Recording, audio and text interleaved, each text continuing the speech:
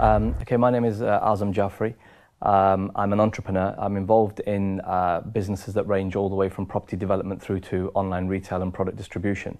I started in business when I was about 20 years old, but even prior to that, I always had a passion for business. I was always very interested in business, so I'd always be keen to buy and sell and do things like that.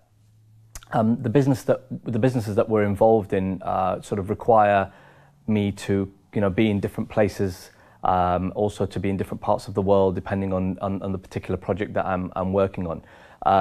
I work long hours. That is part and parcel of the job and what it entails.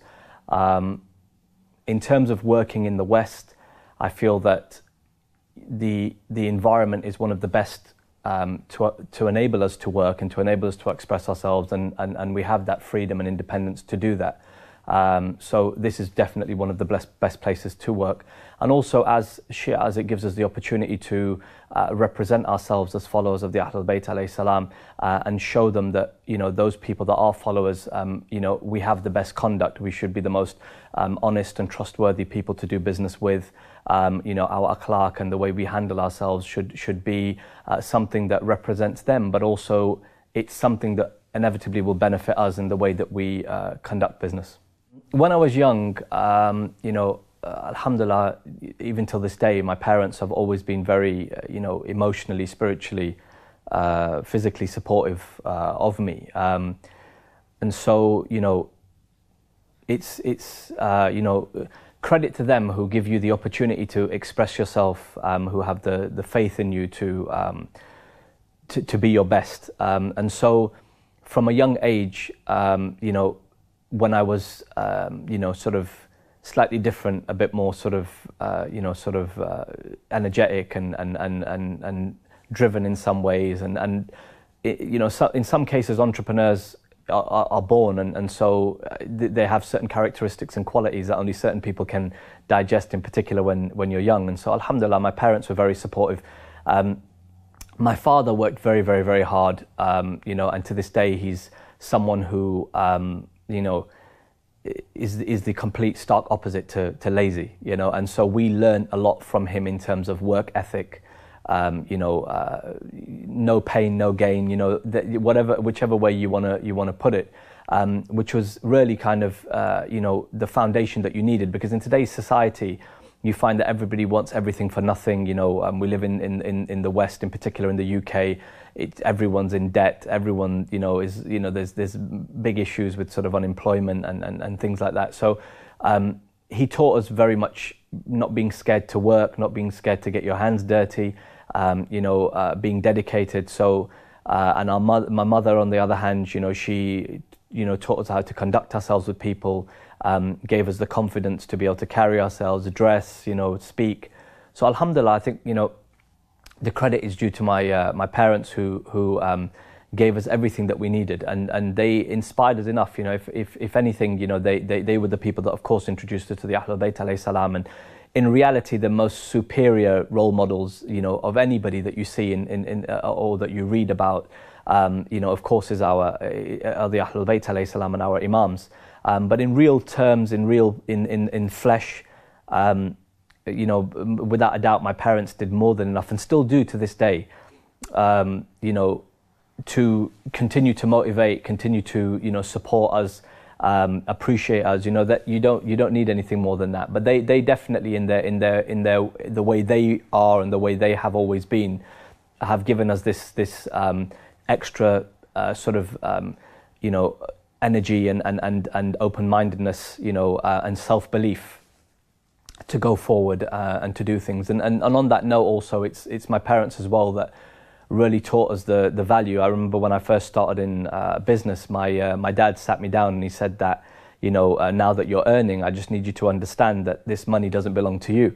There's a proportion of this money that belongs to such and such and such and such, and he gave a list. I remember at that time being sort of, in my early 20s, I was like, Dad, I'm sure this is for me. But as time went on, you understood, and their approach to even handling money and the way they are, it's all credit to them really for the way we are now, and the fact that we served the Ahlul Bayt alayhi salam with the little ability that we have, the credit is due to them. The is due to them in many aspects of conduct and sort of habits that we picked up that have helped us in our work life, have helped in our social life. As far as success goes, everyone has their own interpretation of success. However, for me, I've always been very clear about what my objectives are, what I want to achieve.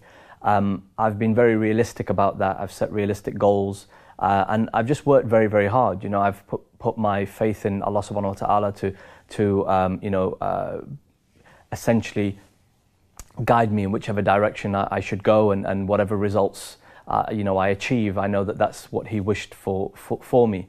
But yeah, I mean, in terms of success, you have to be very realistic. You have to be clear about what you want to achieve, your goals, and you have to be willing to sacrifice and work hard. There is no shortcut to success in any form, whatever you do, in particular in success and in work life. And you have to be, sort of firm and proud of what you're trying to do yourself. Don't be too worried about other people or other people's influence as such, in particular when it's not positive influence or when you're looking for sort of advice or acknowledgement from people that maybe aren't the best people to give you that. So it's a case of just kind of being in your own zone, understanding your goals and working hard towards achieving them.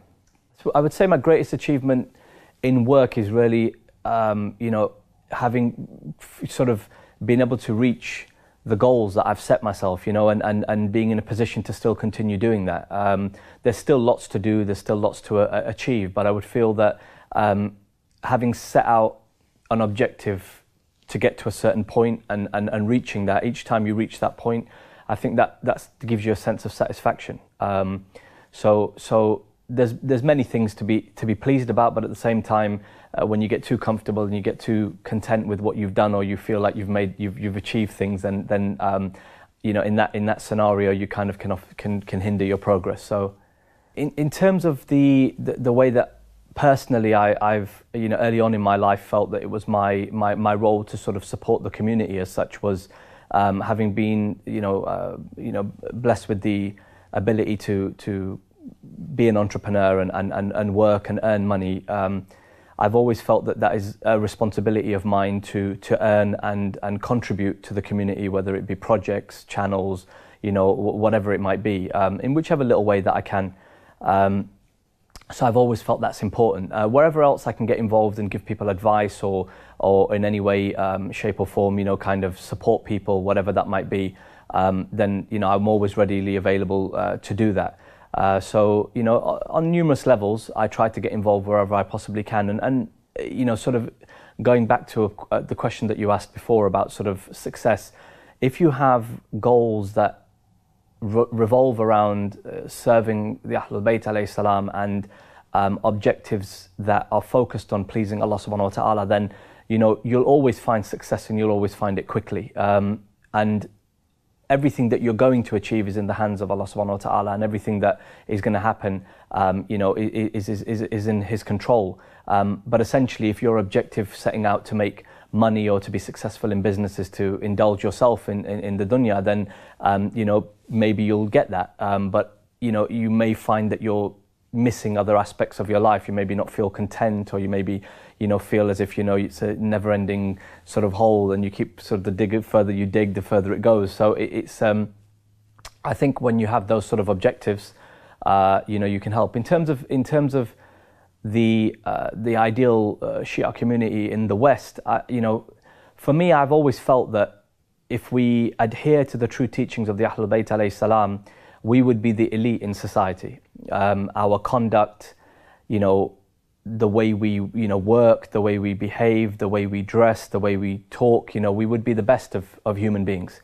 And it's very important for us to understand that their teachings strengthen us, and so if you met somebody in the workplace and you saw them to be the most hardworking, and then you were to ask, who is this person, and they were to say, this is such and such, and he's a Shia, and where does he take his inspiration from? That a lot of people talk about their inspiration coming from, figures around the world, Nelson Mandela or so on and so forth. But it'd be amazing for people around the world, in particular in the West, to say, this group of people who have the best principles, the best manners, they achieve at the highest level, who are their inspiration. So I think if we focus on that, as being sort of a method and a way for us to progress and excel as a community and as people, then inshallah we'll achieve that. Inshallah we'll progress, and to focus more on that and less potentially on kind of getting into our comfort zone. It's very similar with anything else. In business, it's very easy for me to think, I've worked hard, I've worked for 13 years, I've done okay, I'm comfortable. And the minute you take your foot off the pedal, that's when you potentially run into problems. Similarly with ourselves as followers of Ahlul Bayt alayhi salam, it's very easy to become comfortable in the fact that, well, we're lucky that we have the wilaya of Imam Ali alayhi salam, and we have these sort of events that we participate in, and we're the only people that commemorate Ashura, and we're the only, it's very easy to become comfortable within that. But the Ahlul Bayt alayhi salam themselves were the perfection of humankind, and so we need to take so much more from them, and they have lessons for us in every single aspect of our life. And for those youngsters that are interested in truly becoming successful in this society, the opposite of what people are being taught and promoted today to sort of steer you towards what you perceive to be your success is the opposite of what the teachings of the Ahlul Bayt alayhi salam are. But if you follow their teachings, you'll find that you'll excel so much further than everybody and anybody that is kind of on a blind, journey, trying to fight for something or go towards something that they're not really sure about. So I feel that, as adhering to the teachings of Ahlul Bayt alayhi salam and understanding, how they worked, what they did in their day-to-day lives, how they treated people, this is the key. The key before you can go forward in any type of business, you have to have, or any project in anything that you do, you have to have the basics, and the basics are your manners and your conduct and your principles, and this is something that I think if people really realize the power of the Ahlul Bayt alayhi salam and their teachings, you'd feel invincible. There's a hadith of one of our imams that says that our Shia will make it to paradise sooner or later, but compete for the stations they're in. So for me, I consider this life to be an opportunity for us to really work hard to achieve as much credit as we can that's going to be weighty on the Day of Judgment, inshallah. So everything that we do, whether it be business, whether it be, and this is, by the way, a sunnah of our Prophet, peace be upon him, and his family, and earning money and working is a form of ibadah, and this is something that needs to be emphasized, that simply sort of just praying and conducting the normal acts is a portion of Islam, but there are so much more to what we should be doing day in and day out of our lives. So for me, really, it's just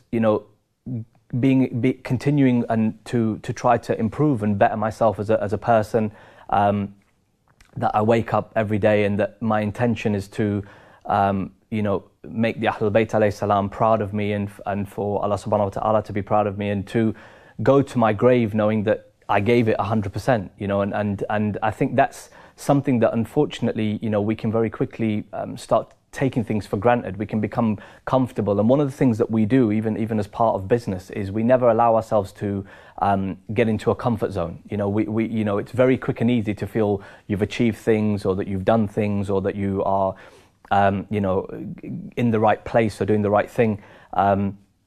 But the key thing is to understand, this is that sort of thing about this life is simply just a journey to the next life, and so it's understanding that we're constantly on the go. We're constantly going towards the Day of Judgment, and it's how we conduct ourselves on that route and what we do on that journey to get there. So in terms of, for me personally, it's just constantly improving. Constantly. When you see, as an example, athletes. Somebody runs 100 meters in the Olympics and they have a record of 9 seconds. They want to make it 8 seconds. They want to make it 7 seconds. So, and this is the teachings of our imams. That the Shia are those that would pray maybe 5 minutes later than the time, and the following day it'll be 4, and the day will be 3. We should be those that are competitive and ambitious and constantly striving for improvement. And we'll never be perfect until the day that we die, but there's a long, long way to go. And inshallah, that for me it's what it's about. You know, I hope that when, you know, I leave this world, that, you know, that I can be content that I've given it my best, and that's all we can do, you know. Religion is everything, you know, this is the reality that as far as business is concerned and working and whatever career path you want to pursue, this is definitely a very important element of your faith and your religion. This is what Islam teaches us. This is the teachings of Ahlul Bayt alayhi salam. But religion is everything. Our success is in religion. You know, our connection with Allah subhanahu wa ta'ala, our connection with the Ahlul Bayt alayhi salam, our connection with the Quran. These are this is our true success, and this is one thing that I try to emphasize, because what happens a lot in the Western world in particular, or anywhere in the world really, is that you find that once people become so-called successful, or they you know, they start earning money, or they have wealth, you immediately kind of detach that from you know, being religious in any way. So you know, for me, I feel it's very important for people to understand that no, this is just a component of your life, and even Imam Ali alayhi salam says that anything that you have over and above your requirements, you're simply a treasurer for somebody else. And when I read that hadith in particular, it made me, you know, it really motivated me, because it's, you know, it made me think, wow, do you know, if we sincerely believe in Allah subhanahu wa ta'ala, we sincerely believe in the Day of Judgment, we sincerely believe that this is you know, the journey, and this is the correct journey and path that we should be on, then for you to be selected as a treasurer, you know, a treasurer being a banker, you know, for Allah subhanahu wa ta'ala, He's selected you to be a banker, and you're responsible for that. You know, we need to start understanding that this materialistic world that's presented to us dangles very small things that we get attracted by, whereas actually when you step away from that and you realize the magnitude of what Allah subhanahu wa ta'ala has set out for us, you think, wow, you know, somebody gives you a bit of status and you think, wow, you know, this guy just said that, well, you're amazing, you have such and such a thing. But whereas when you step back and you say, you know, actually, you know, I've been given this, and this was Allah subhanahu wa ta'ala's will for me. Now you could be a selfish individual, a greedy individual, whatever, and say, this is all for me and I'm going to indulge. That's fine. That's a person's prerogative. But when you actually step back and realize that, and this is, you know, one of the key things, that when we actually really start to contemplate what we have, and how beautiful and powerful this religion is, and how much of a perfect way of life it is, and you can turn to it for inspiration, you can turn to it, you know, for guidance, you can turn to it for, you know, support in every single way. So me personally, you know, I could never have achieved anything that I achieve in my work life if it wasn't for religion, if it wasn't for faith, because there's one key thing about you know, work and your life in general, is that there are uncertainties, there are the unknowns. When you meet a person who lacks faith, you see them panicked and nervous, and what's going to happen, and what if this happens, and what if that happens. Whereas our faith actually gives us that confidence to say it's in Allah subhanahu wa ta'ala's hands, and there's nothing that I've ever done in my work. Of course, I give it 100% commitment. I don't have this attitude that, you know, God will deal with it. I also have this approach that I have to give it 100%. But I also then know that the bottom line is in God's hands. Having that, and having that sort of connection, enables you to carry on and achieve in a way that somebody without faith, or somebody without that security of knowing that this is in Allah subhanahu wa ta'ala's hands, will definitely find it a lot more difficult to you know, to get on with things in life and to move forward. So that, you know, that's really a key component really for life, and for everything that you do and you achieve, is having that basis and that foundation. As a young person, I always had the ambition to you know, to just basically do my best. You know, it's never about kind of being better than anyone else, and this is something key for the younger brothers and sisters that are viewing, you know, and moving sort of into that next stage and chapter of their lives. That, you know, the competition is with yourself, and your goals, your aspirations should be based around you, you know, the ability that Allah subhanahu wa ta'ala has given you and your circumstances. So for me personally, I don't think I'll ever kind of, you know, be have a sense of achievement. You know, even when I'm going to my grave, I doubt I would ever have a sense of achievement. And you know, because I'm constantly pushing. Because as a human being, you know, as a fallible human being, you know that, you know, you could have done this better, or you could have done that better, or you could have achieved this. So for me personally, I think one of the reasons I've been able to progress a little bit is the fact that I'm never sort of, you know, I never sort of sit back and say, well done, or, you know, you've achieved. I'm grateful and I'm honest and realistic as well about kind of what's going on around me. But I feel that, you know, I'm on a journey. I feel that I'm you know, connected, you know, with my you know, with my faith and everything that I do in my life. You know, that is the forefront of what I'm doing. So I feel that in that sense, alhamdulillah, you know, I feel like I'm going in the right direction, but there's lots of improvement and there's a long way to go. So, you know, maybe we'll find out on the day of judgment how much we've achieved or not.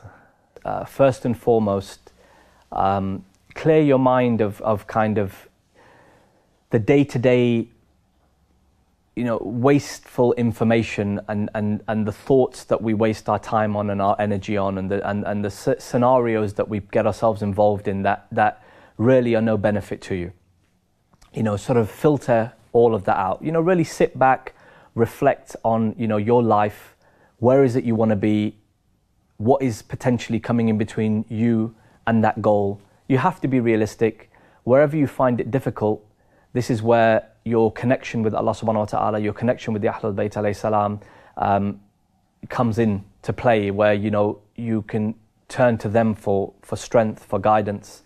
But it's very much about decluttering in your mind, you know, the things that are distracting you from what you want to achieve, changing things in your life, you know, to make sure that you're capable of moving in the direction you want to go in. You know, if I want to run, you know, a fast race, the last thing I'm going to do is have my backpack on and have, you know, my big boots and, you know, whatever. I'm going to put the appropriate, you know, trainers and you know, tracksuit or whatever to run that race.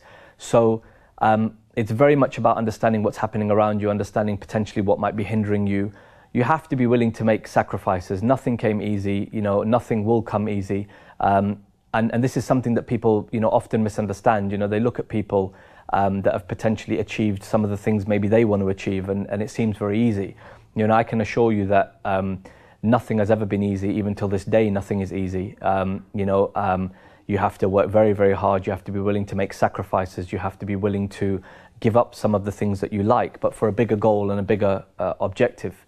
And so, you know, it's really a case of understanding what you want, and don't want things that you just see everybody else wanting. Don't look around you and just set your standards and your goals based on, you know, this person, X, Y, and Z, you know, because their goals, their objectives may not be the ones that suit you. They also may not be right for you. You know, they may not even know what they're talking about. So it's very much a case of understanding, you know, what you want in life, what you want to achieve, and striving towards that, and continuously keeping yourself, you know, attached to your faith.